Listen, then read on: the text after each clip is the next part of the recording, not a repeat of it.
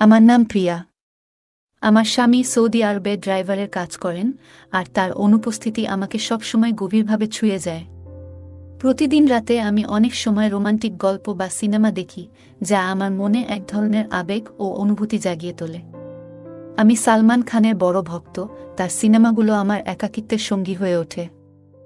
তবু আমার ভেতরে জাগ্রত সেই অনুভূতিগুলো কিভাবে পূরণ করব বা সামাল দেব তা বুঝে উঠতে পারি না।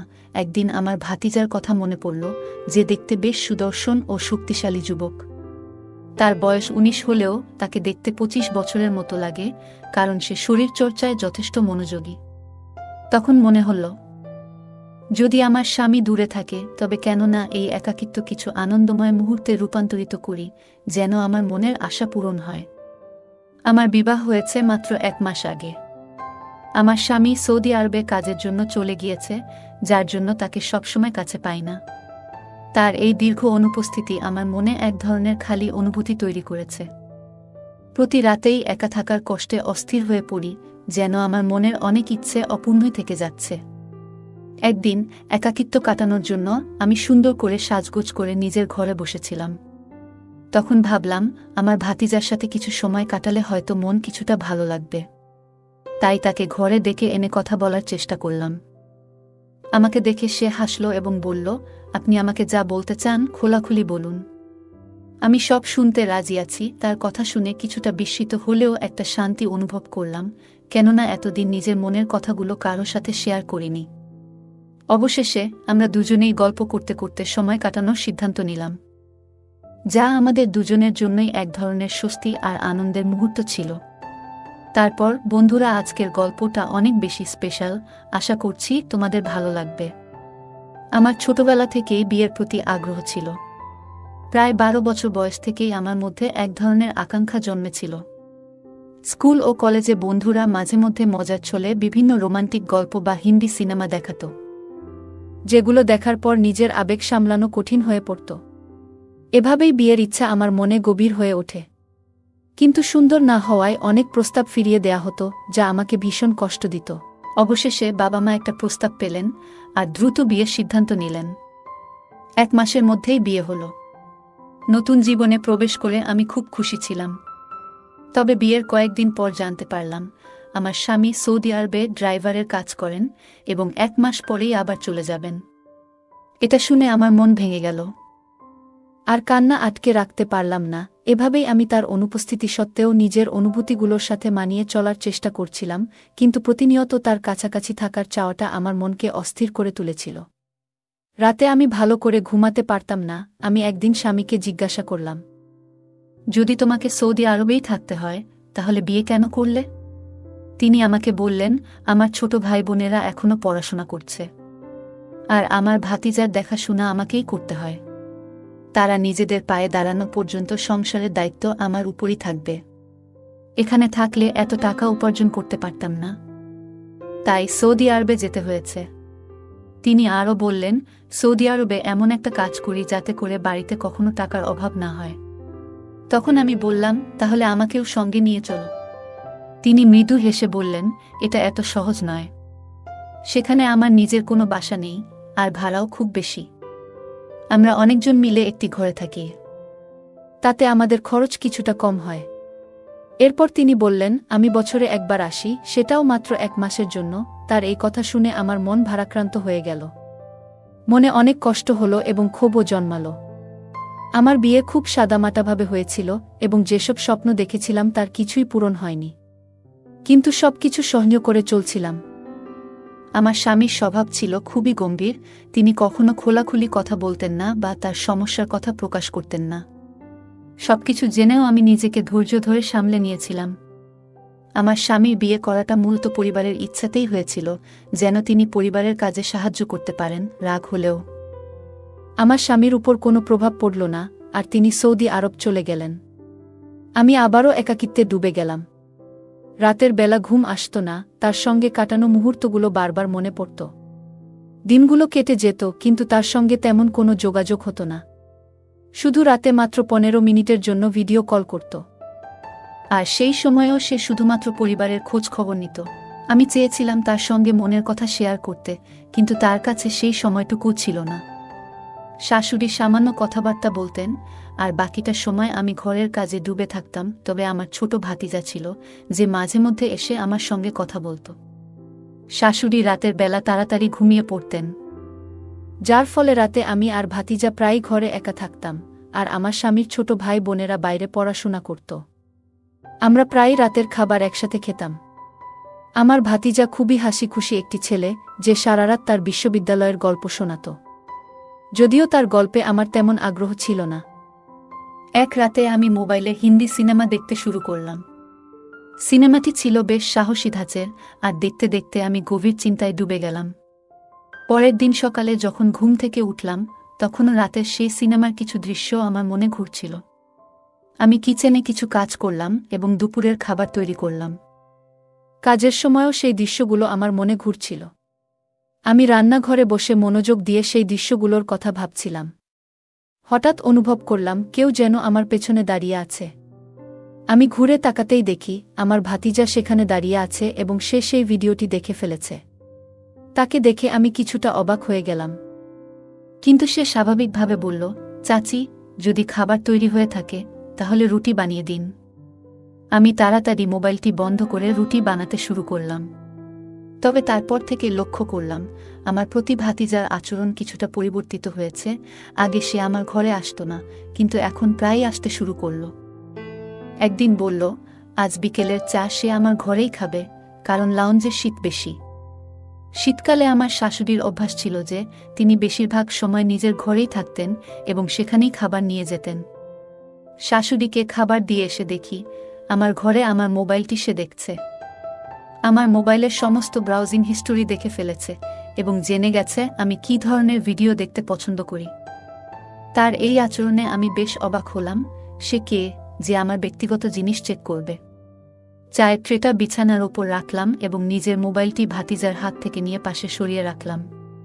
চা খেতে খেতে ভাতিজা মুচকি হেসে বলল, চাচি, আপনার কী ধরনের সিনেমা দেখতে ভালো লাগে? তার এই প্রশ্ন শুনে আমি কিছুটা অপ্রস্তুত হয়ে বললাম, তোমার প্রশ্নের মানে কি? সে হেসে ব্যাখ্যা করল, মানে আপনার কি অ্যাকশন মুভি ভালো লাগে নাকি রোমান্টিক? আমি কিছুক্ষণ চুপ থেকে তার দিকে তাকালাম।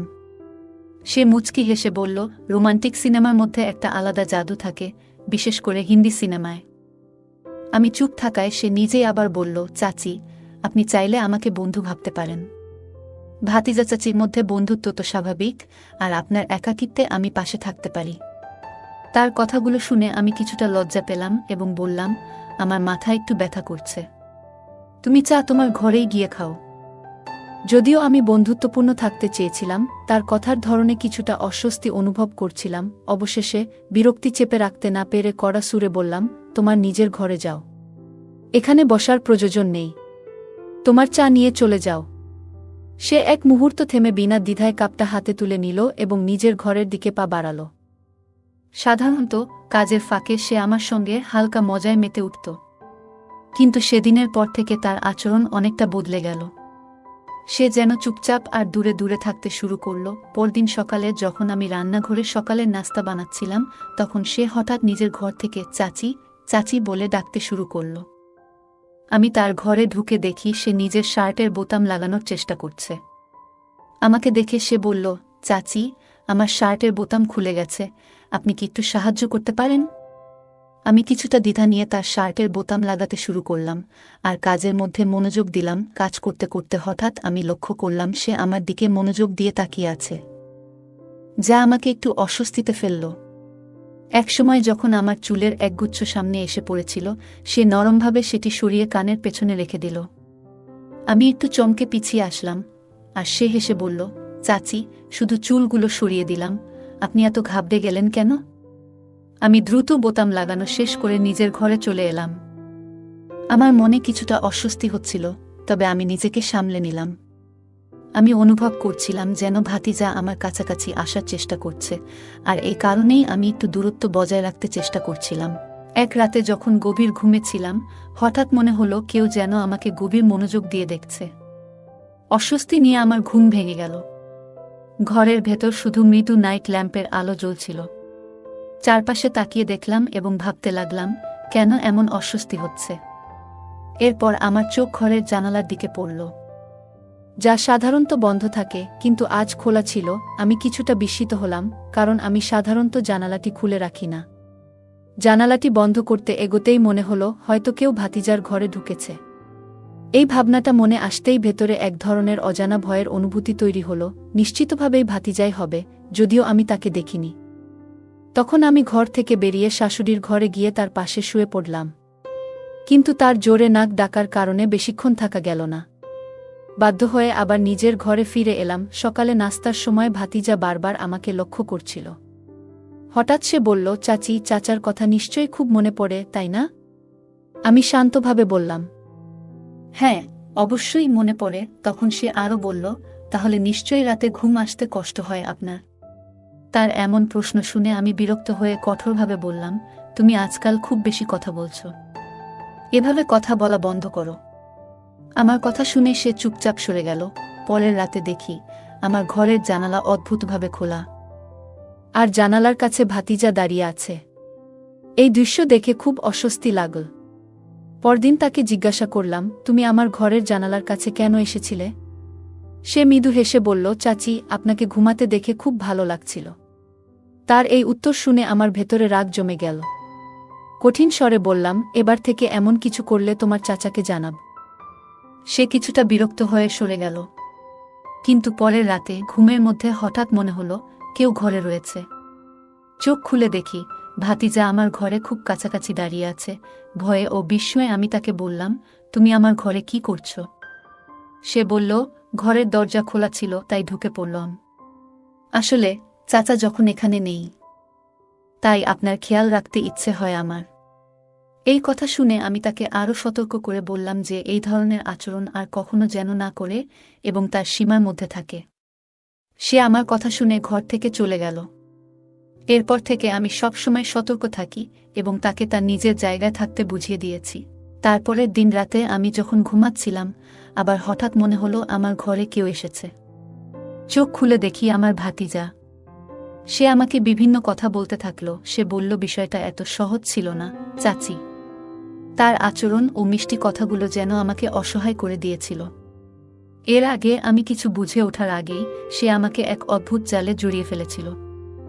হঠাৎ সে আমার মুখে হাত রেখে বলল, কেউ যদি দরজা দিয়ে চলে আসে? তুমি যে দরজা খোলা রেখেছ সেটা কি আমার জন্য? তার কথা শুনে আমি বিস্মিত হয়ে ভাবছিলাম, কখনো তো এমন অনুভূতি আমার মধ্যে আসেনি। আমি তাকে সবসময় নিজের সন্তানের মতোই ভেবেছিলাম। তবে সত্যটা হলো, সে যেন এক প্রজ্বলিত আগুনের মতো, এবং এই আগুন থেকে দূরে থাকাই ভালো, কিন্তু আমি পারলাম না। এই ঘটনা আমার জীবনে এক অস্থিরতা এনে দিল। আমি অশ্রু মুছতে মুছতে তাকে বললাম, তুমি যা করেছ তা ঠিক হয়নি। আমি এই ব্যাপারে আল্লাহর কাছে প্রার্থনা করব যেন তিনি তোমাকে শাস্তি দেন। সে বলল, তুমি যেসব সিনেমা এবং গল্প দেখো সেগুলো কি? চাচি যান, তোমার চোখেও তো ওসব চলতে থাকে, বলেই সে চলে গেল। আমি কখনো চাইনি যে এরকম কিছু আমার সাথে হবে। পরের দিন আমি কোনো কিছু না বলে মায়ের বাড়ি চলে গেলাম। মনে মনে ভেবেছিলাম, আমি কি আমার স্বামীকে সবকিছু জানাবো? আমি এতদিন এই কথা কাউকে বলিনি।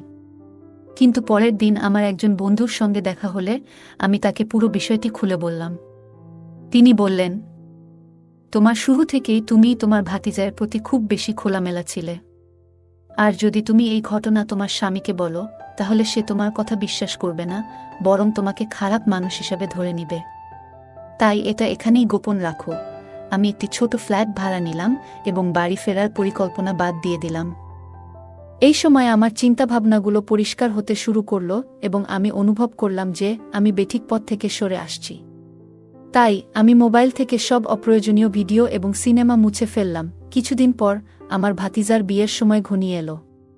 তখন আমি আমার স্বামীকে জানালাম যে আমি তার সঙ্গে দেশে ফিরতে পারব না। আমি সৌদি আরবেই থাকতে চাই। আমার স্বামী একা দেশে গেলেন, কিন্তু 1 সপ্তাহের মধ্যেই ফিরে এলেন। তিনি বললেন, আমি তোমাকে খুব মিস করেছি, তাই ফিরে আসতে বাধ্য হলাম। 6 মাস পরে আমরা জানতে পারলাম যে আমার ভাতিজার স্ত্রী অন্য কারো সঙ্গে ধরা পড়েছে। এই ঘটনা আমার মনে এক ধরনের শান্তি নিয়ে এলো, কারণ যে ব্যক্তি একসময় আমার জীবনের শৃঙ্খলা নষ্ট করেছিল, তার প্রতি আল্লাহ ন্যায্য বিচার করেছেন। অল্প কিছুদিনের মধ্যেই আল্লাহ আমাকে মা হওয়ার সৌভাগ্য দিলেন। আমার যমজ সন্তান হল এবং আমি তাদের ভালোভাবে বড় করার চেষ্টা করছি। আজ আমি আমার স্বামী ও সন্তানদের সঙ্গে একটি সুখী জীবন কাটাচ্ছি। গল্পটি আমাদের শেখায় যে ধৈর্য, আত্মসংযম এবং সঠিক পথে ফিরে আসা জীবনের মান উন্নত করে। এটি আমাদের শেখায় যে সম্পর্কের ক্ষেত্রে সতর্ক থাকা এবং সুস্থ সীমারেখা বজায় রাখা অত্যন্ত গুরুত্বপূর্ণ। কঠিন পরিস্থিতিতে ধৈর্য ও প্রার্থনা আমাদের মনোবল বাড়ায় এবং সমস্যার সমাধানে সহায়তা করে। গল্পে নারী ভাতিজার নেতিবাচক আচরণ থেকে নিজেকে দূরে রেখেছেন, যা মানসিক শান্তি বজায় রাখতে সাহায্য করেছে। অপ্রয়োজনীয় বিনোদন থেকে নিজেকে সরিয়ে তিনি একটি আত্মনিয়ন্ত্রিত জীবন বেছে নিয়েছেন, যা জীবনের মান উন্নত করে। শেষে ভাতিজার স্ত্রীর বিশ্বাসঘাতকতার ঘটনা আল্লাহর ন্যায় বিচারের প্রতি তার বিশ্বাস দৃঢ় করেছে এবং তাকে শান্তি দিয়েছে। এটি আমাদের মনে করিয়ে দেয় যে ন্যায় উপর আল্লাহর উপর নির্ভর করাই সঠিক পথ। বন্ধুরা, যদি এই গল্পটি ভালো লেগে থাকে তাহলে দয়া করে ভিডিওটি লাইক করুন এবং আমাদের চ্যানেলটি সাবস্ক্রাইব করুন। পাশে থাকা বেল আইকনটি প্রেস করুন, যাতে করে আমরা যখনই নতুন ভিডিও আপলোড করি তার নোটিফিকেশন সবার আগে আপনার কাছে পৌঁছে যায়। ধন্যবাদ। দেখা হবে আমাদের পরবর্তী ভিডিওতে।